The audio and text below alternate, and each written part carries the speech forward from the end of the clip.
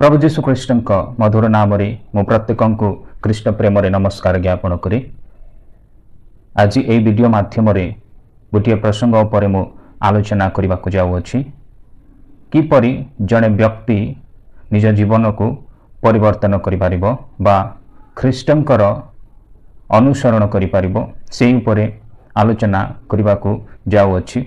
आसंतु आमने जेतेबेले जीशु ख्रीष्ट पार्वत्य उपदेश रे शिक्षा देउतले से समय से अनेक प्रकार बा अनेक विषय उपर से शिक्षा दे अछंती किंतु आमने प्रत्येक विषय को आमने आलोचना करबा नहीं। आसंतु आमने गोटिए बा दुईटी अंश को पाठ करी आलोचना करबा जहा कि से पार्वत्य उपदेश रे शिक्षा देइछंती। माथ्य तार 5 पर्वर 44 पदरे से एपरि शिक्षा देइछंती किंतु मो तुम्भ मान को कहूअछि तुम्भ मानकर शत्रु मान को प्रेम कर पुणी जो माने तुम्भ को ताड़ना करती से निमंते प्रार्थना कर।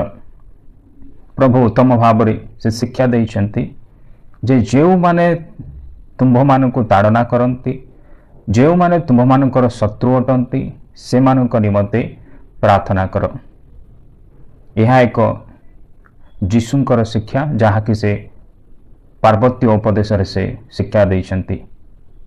मनुष्य जीवन रे यह कठिन हो पारे आम अनेक समय शत्रु मान को प्रेम करने आंभ मान कष्टकर हो पारे किंतु जीशु आम को यही शिक्षा देइछंती जहा कि आमने शत्रु मान को प्रेम करवा जो मैंने आम को ताड़ना करती से निमंते प्रार्थना करवा। सेहीपरि आउ एक विषय उपर से शिक्षा देइछंती प्रतिहिंसा विषय रे। आसंतु आमने से अंश को देखिबा जहा कि माथ्य तार 5 पर्वर 39 पदरे लेखा होई अछि किंतु मो तुम्भ को कहूअछि दुष्टर प्रतिरोध कर नाही मात्र जे कही तुम्भर डाहाण गालरे चापुड़ा मारे ताहाको अन्य गाल मध्य देखाई दियो। किपरि भाबरे जीशु ख्रीष्ट कहि अछंती दुष्ट मानकर प्रतिरोध कर नाही किंतु जदि जे तुमको गोटे गाल चापुड़ा मारे ताहाको अन्य गाल मध्य देखाई दियो। यार अर्थ मैंने निश्चित भाव में बुझीपारुथिबा यह आंभ मान कष्टकर अटे मनुष्य जाति पाई कष्टकर अटे किंतु प्रभु मान को शिक्षा देइछंती जहा किछि आमने करिबा प्रेम रो भूमिका गुरुत्वपूर्ण अटे। आमने प्रत्येक कार्य को प्रेम द्वारा करबा पाई प्रभु मान को शिक्षा देइछंती। आसंतु आमने आउ एक विषय पर आलोचना करिबा जहा कि आमनकर भाई भौणी मानक मनरे प्रश्न होउअछि जे किपरि जड़े व्यक्ति से निज जीवन को परिवर्तन करि परिबो कारण से माने ईश्वर को जानी नाहंती जीशु ख्रीष्टन को जानी नाहंती जीशु ख्रीष्टंकर शक्ति को से माने जानी नाहंती। सेहितिपई सेमानक मनरे यही प्रश्न आसुअछि। निश्चित भाव में जीशु ख्रीष्टंकर शक्ति को से दिने ना दिने अनुभव करिवे प्रभु सेमानकर जीवन रे कार्य करिवे जद्वारा से प्रभु को जानी परिबो। आसंतु आमने एक व्यक्तित्व विषय रे जानिबा जो व्यक्ति बाइबल रे नूतन नियम रे से अनेक पत्र मंडली निकट को लिखि अछंती।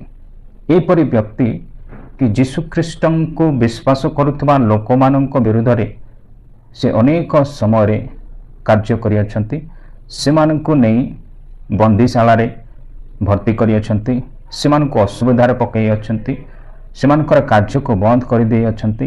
एही परि व्यक्ति को आमने देखिबा से केही नुहंती से साउल परवर्ती समय रे से पाउल नाम रे ख्यात अटंती। आसंतु आमने तांको विषय रे आलोचना करिबा। प्रथमे आमने जीवनी देखिबा तापरे तांकर परिवर्तन देखिबा तापरे आमने तांकरी सेवा कार्य विषय रे देखिबा। आसंतु आमने से अंश को पाठ करिबा।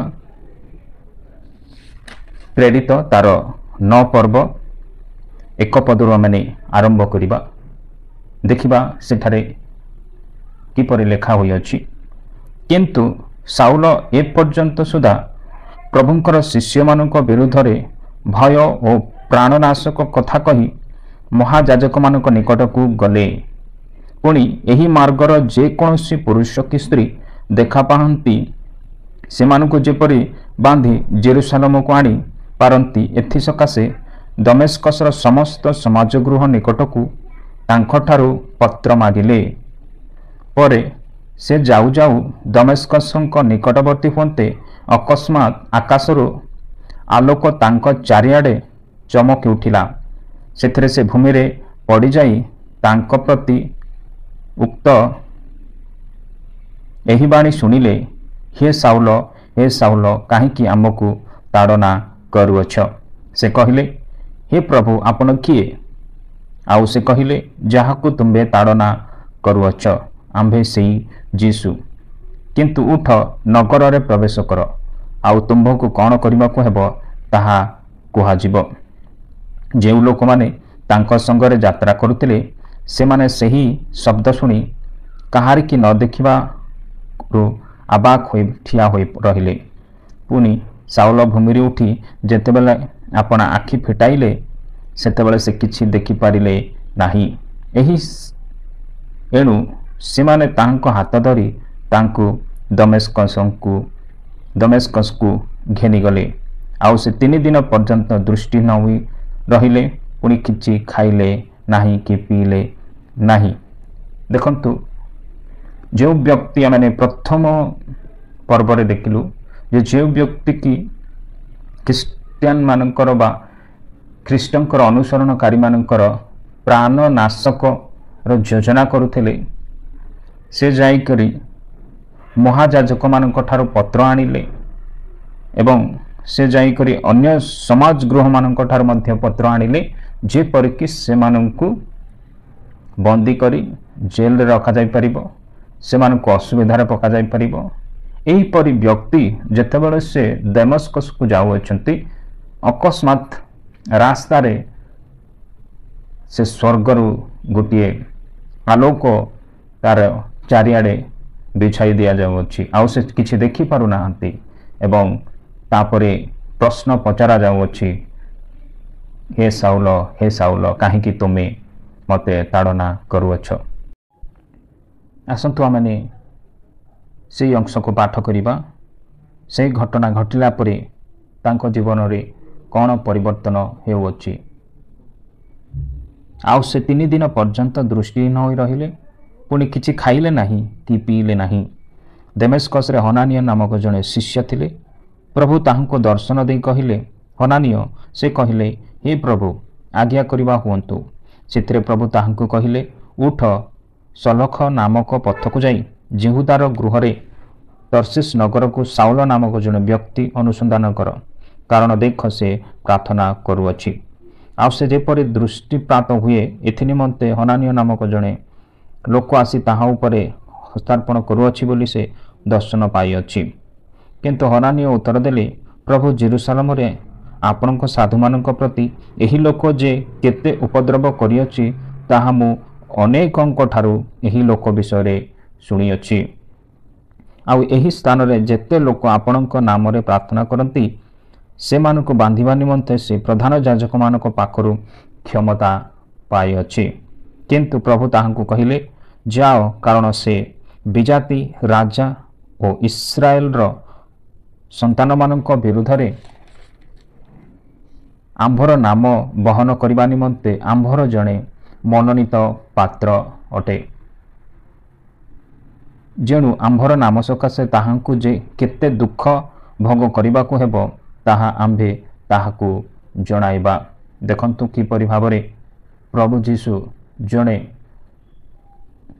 ଖ୍ରୀଷ୍ଟଙ୍କର ଅନୁସରଣକାରୀମାନଙ୍କର ପ୍ରାଣଘାତକ ସାଜୁଥିଲେ, ସେହି ବ୍ୟକ୍ତିଙ୍କୁ କିପରି ଭାବରେ ପରିବର୍ତ୍ତନ କରି ହନାନିଅଙ୍କୁ ଦର୍ଶନ ଦେଉଅଛନ୍ତି ତାଙ୍କ ନିକଟକୁ ଯିବା ପାଇଁ।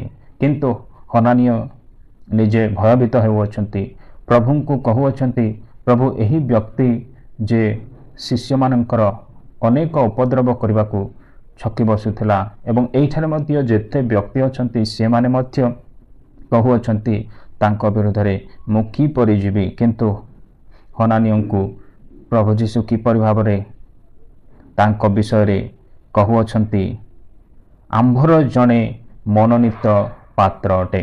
ଆମେ ଦେଖୁଛୁ ଜଣେ ପ୍ରାଣଘାତକ କରୁଥିବା ବ୍ୟକ୍ତିଙ୍କୁ କିପରି ଭାବରେ ଯୀଶୁ ତାଙ୍କରି ସେବା କାର୍ଯ୍ୟ ପାଇଁ ସେ ମନୋନୀତ କରୁଅଛନ୍ତି। ଆଉ 16 ପଦରେ ଆମେ ଦେଖୁଛୁ ଯେଣୁ ଆମ୍ଭର ନାମ ସକାଶେ ତାହାକୁ ଯେ କେତେ ଦୁଃଖ ଭୋଗ କରିବାକୁ ହେବ ତାହା ଆମ୍ଭେ ତାହାକୁ ଜଣାଇବା। କିପରି ଭାବରେ ଜଣେ ପ୍ରାଣଘାତକ ବା ଖ୍ରୀଷ୍ଟଙ୍କର ଅନୁସରଣକାରୀମାନଙ୍କର ପ୍ରାଣ ନାଶ କରିବା ପାଇଁ ଷଡ଼ଯନ୍ତ୍ର କରୁଥିଲେ, ସେହି ବ୍ୟକ୍ତିଙ୍କୁ ଯେ କେତେ ଦୁଃଖ ଭୋଗ କରିବାକୁ ପଡ଼ିବ ଏହା ଯୀଶୁଖ୍ରୀଷ୍ଟ ନିଜେ ଦର୍ଶନ ମାଧ୍ୟମରେ ହନାନୀୟଙ୍କୁ କହୁଅଛନ୍ତି। ସେହିପରି 17 ପଦରେ ଦେଖିବା, ସେଥିରେ ହନାନୀୟ ପ୍ରସ୍ଥାନ କରି ସେହି ଗୃହରେ ପ୍ରବେଶ କଲେ, ପୁଣି ତାହାଙ୍କ ଉପରେ ହସ୍ତାର୍ପଣ କରି କହିଲେ, ସାଉଲ ଭାଇ, ପ୍ରଭୁ ଅର୍ଥାତ୍ ଯେଉଁ ଯୀଶୁ ତୁମ୍ଭର ଆସୁଥିବା ପଥରେ ତୁମ୍ଭକୁ ଦର୍ଶନ ଦେଲେ, ତୁମ୍ଭେ ଯେପରି ଦୃଷ୍ଟିପ୍ରାପ୍ତ ହୁଅ ଓ ପବିତ୍ର ଆତ୍ମାରେ ପରିପୂର୍ଣ୍ଣ ହୁଅ, ଏଥିନିମନ୍ତେ ସେ ମୋତେ ପ୍ରେରଣ କରିଅଛନ୍ତି। ସେହିପରି ତାଙ୍କ ଆଖିରୁ ତାତି ପରି କ'ଣ ଖସି ପଡ଼ିଲା, ଆଉ ସେହି ଦୃଷ୍ଟି ପାଇଲେ। ପୁଣି ସେ ଉଠି ବାପ୍ତିଜିତ ହେଲେ, ଆଉ ସେ ଭୋଜନ କରି ବଳ ପାଇଲେ। ଏଥି ଉତ୍ତାରେ ସେ ଦମେସ୍କସରେ ଥିବା ଶିଷ୍ୟମାନଙ୍କ ସହିତ କେତେକ ଦିନ ରହିଲେ। ଆମେ ଦେଖୁଛୁ ଜଣେ ବ୍ୟକ୍ତି କିପରି ଭାବରେ ପରିବର୍ତ୍ତନ ହେଉଛନ୍ତି। ସେ ଜଣେ ଜିହୁଦୀ ଥିଲେ, ଯୀଶୁଙ୍କର ଅନୁସରଣ କରୁନଥିଲେ। ଯୀଶୁଙ୍କର ଅନୁସରଣକାରୀମାନଙ୍କୁ ସେ ଉପଦ୍ରବ କରିବା ନିମନ୍ତେ ଅନେକ ଚେଷ୍ଟା କରୁଥିଲେ ଏବଂ ଯାଜକମାନଙ୍କଠାରୁ ସମାଜ ଗୃହ ଠାରୁ ଅନେକ ପତ୍ର ନେଇ ଆସିଥିଲେ। ସେହିପରି ବ୍ୟକ୍ତି ସେ ନିଜେ ପରିବର୍ତ୍ତନ ହୋଇ ଶିଷ୍ୟମାନଙ୍କ ସହିତ କିଛି ଦିନ ରହୁଅଛନ୍ତି। ସେହିପରି ତାଙ୍କରି ସୁସମାଚାର ପ୍ରଚାର ବିଷୟରେ ଆମେ ଦେଖିବା। ଯେତେବେଳେ ସେ ଦମେସ୍କସରେ ଥିଲେ, ସାଉଲଙ୍କର ସୁସମାଚାର ପ୍ରଚାର ଦେଖିବା। ପୁଣି ଯୀଶୁ ଯେ ଈଶ୍ୱରଙ୍କ ପୁତ୍ର ଏହା ସେ ଅବିଳମ୍ବରେ ସମାଜ ଗୃହ ସମ୍ମୁଖରେ ଘୋଷଣା କରିବାକୁ ଲାଗିଲେ। ଆଉ ଯେଉଁମାନେ ତାଙ୍କ କଥା ଶୁଣିଲେ ସେମାନେ ସମସ୍ତେ ଆଚମ୍ବିତ ହୋଇ କହିବାକୁ ଲାଗିଲେ, ଏହି ନାମଧାରୀ ପ୍ରାର୍ଥନା କରୁଥିବା ଲୋକମାନଙ୍କୁ ସେ ଜେରୁସାଲେମରେ ଉଚ୍ଛିନ୍ନ କରୁଥିବା, ଆଉ ଯେପରି ସେମାନଙ୍କୁ ବନ୍ଦୀ ପ୍ରଧାନ ଯାଜକମାନଙ୍କ ନିକଟକୁ ଘେନିଯାଇ ସେହି ଅଭିପ୍ରାୟରେ ଏହି ସ୍ଥାନକୁ ଆସିଥିଲା, କି ସେହି ନୁହେଁ? କିନ୍ତୁ ସାଉଲ ଅଧିକରୁ ଅତି ଶକ୍ତିଶାଳୀ ହୋଇ କହିଲେ, ପୁଣି ଏ ଯେ ଖ୍ରୀଷ୍ଟ ଏହା ପ୍ରମାଣ କରି ଦମେସ୍କସର ନିବାସୀ ଜିହୁଦୀମାନଙ୍କ ନିରୁତ୍ତର କରିଦେଇଥିଲେ। ଅନେକ ଦିନ ଗତ ହେଲା ଉତ୍ତାରେ ଜିହୁଦୀମାନେ ତାଙ୍କୁ ବଦ୍ଧ କରିବା ପାଇଁ ଏକତ୍ର ମନ୍ତ୍ରଣା କଲେ। ଆମେ ଦେଖୁଛୁ କି ସାଉଲ କିପରି ଭାବରେ ନିଜର ଜୀବନକୁ ସେ ପରିବର୍ତ୍ତନ କରୁଛନ୍ତି। ଯେ ଷଡ଼ଯନ୍ତ୍ରକାରୀ, ଜଣେ ପ୍ରାଣଘାତକ, ଆଉ ଜଣେ ଏହିପରି ବ୍ୟକ୍ତି ଖ୍ରୀଷ୍ଟଙ୍କର ଅନୁସରଣକାରୀମାନଙ୍କୁ ହଇରାଣରେ ପକାଇବା ପରି ବ୍ୟକ୍ତି ବର୍ତ୍ତମାନ ସେ ପରିବର୍ତ୍ତନ ହୋଇ ଚିତ୍କାର କରି ପ୍ରଭୁ ଯୀଶୁ ଯେ ଈଶ୍ୱର ଏହାକୁ ସେ ଦମେସ୍କସବାସୀଙ୍କ ନିକଟରେ ପ୍ରମାଣ କରୁଅଛନ୍ତି, ଚିତ୍କାର କରୁଅଛନ୍ତି। ଆସନ୍ତୁ ଆମେ ଆଉ ଗୋଟିଏ ଅଂଶକୁ ଆମେ ପାଠ କରିବା। ପ୍ରେରିତ ତାର 13 ପର୍ବର 9 ପଦରେ ସେଠାରେ ଏପରି ଲେଖା ଅଛି, ମାତ୍ର ସାଉଲ ଯାହାକୁ ପାଉଲ ମଧ୍ୟ କହନ୍ତି ପବିତ୍ର ଆତ୍ମାରେ ପୂର୍ଣ୍ଣ ହୋଇ ତାଙ୍କୁ ନିରୀକ୍ଷଣ କରି କହିଲେ। ଏଠାରେ ଆମେ ଦେଖୁଛୁ ତାଙ୍କର ନାମ ବର୍ତ୍ତମାନ ପରିବର୍ତ୍ତନ ହୋଇଯାଇଅଛି। ସାଉଲ ବର୍ତ୍ତମାନ ପାଉଲ ହୋଇଯାଇଅଛି। ଆସନ୍ତୁ ଆମେ ଆଉ ଗୋଟିଏ ଅଂଶ ପାଠ କରିବା। ପ୍ରଥମ କରନ୍ତୀୟ ତାର 15 ପର୍ବର 9 ପଦ, ସେଠାରେ ଏପରି ଲେଖା ଅଛି, କାରଣ ଈଶ୍ୱରଙ୍କ ମଣ୍ଡଳୀକୁ ତାଡ଼ନା କରିଥିବାରୁ ପ୍ରେରିତମାନଙ୍କ ମଧ୍ୟରେ ମୁଁ କ୍ଷୁଦ୍ରତମ, ପୁଣି ପ୍ରେରିତ ନାମରେ ଖ୍ୟାତ ହେବାକୁ ଅଯୋଗ୍ୟ ଅଟେ। ପ୍ରଭୁ ଯୀଶୁଙ୍କୁ ଗ୍ରହଣ କଲା ପରେ ସେ ନିଜ ପତ୍ର କରନ୍ତୀୟ ମଣ୍ଡଳୀକୁ ଲେଖୁଅଛନ୍ତି ଏବଂ ନିଜର ସେ ଯେଉଁ କାର୍ଯ୍ୟ କରିଛନ୍ତି ତାହାକୁ ସେଠାରେ ପ୍ରକାଶ କରୁଅଛନ୍ତି। କହୁଅଛନ୍ତି, ଈଶ୍ୱରଙ୍କ ମଣ୍ଡଳୀକୁ ତାଡ଼ନା କରୁଥିବାରୁ ପ୍ରେରିତମାନଙ୍କ ମଧ୍ୟରେ ମୁଁ କ୍ଷୁଦ୍ରତମ। ସାଉଲ ଜଣେ ଜ୍ଞାନୀ ବ୍ୟକ୍ତି ଥିଲେ। ତାଙ୍କର ଧର୍ମଗୁରୁ ଗମଲିୟଲଙ୍କଠାରେ ସେ ଶିକ୍ଷାପ୍ରାପ୍ତ ହୋଇଥିଲେ। ତାଙ୍କ ପାଖରେ ଅନେକ ଜ୍ଞାନ ଥିଲା। ସେ ଜ୍ଞାନୀ ବ୍ୟକ୍ତି ଥିଲେ, କିନ୍ତୁ ବର୍ତ୍ତମାନ ସେ ନିଜକୁ କ୍ଷୁଦ୍ରତମ ବୋଲି କହୁଅଛନ୍ତି। କାରଣ ଯେହେତୁ ସେ ଯୀଶୁଖ୍ରୀଷ୍ଟଙ୍କର ମଣ୍ଡଳୀ ଗୁଡ଼ିକୁ ତାଡ଼ନା କରିଅଛନ୍ତି ଆଉ ସେ ପ୍ରେରିତ ନାମରେ ଖ୍ୟାତ ହେବାକୁ ଅଯୋଗ୍ୟ ମନେ କରୁଅଛନ୍ତି। ଦେଖନ୍ତୁ କିପରି ତାଙ୍କ ଜୀବନରେ ପରିବର୍ତ୍ତନ ଆସିଯାଇଅଛି। ଆମେ ଦେଖୁଛୁ ବର୍ତ୍ତମାନ ଯେଉଁ ପ୍ରକାର ପରିସ୍ଥିତି ହେଉଅଛି, ଅନେକ ଯେଉଁମାନେ ପ୍ରଭୁ ଯୀଶୁଙ୍କୁ ଜାଣିନାହାନ୍ତି, ପ୍ରଭୁ ଯୀଶୁଙ୍କର ଶକ୍ତି ବିଷୟରେ ଜାଣିନାହାନ୍ତି, ସେମାନେ ଅନେକ ପ୍ରଶ୍ନ ସେମାନଙ୍କ ମନରେ ଆସୁଅଛି। ଯଦି ସେମାନେ ପାଉଲଙ୍କ ଜୀବନର କାହାଣୀକୁ ପଢ଼ିବେ ବା ଜାଣିବେ, ତାହେଲେ ନିଶ୍ଚିତ ଭାବରେ ପ୍ରଭୁ ଯୀଶୁଙ୍କର ଶକ୍ତି ବିଷୟରେ ସେମାନେ ଜାଣିପାରିବେ। ପ୍ରଭୁ ଆମମାନଙ୍କୁ ଏହି ଆଲୋଚନାରେ ଆଶୀର୍ବାଦ କରନ୍ତୁ। ନମସ୍କାର।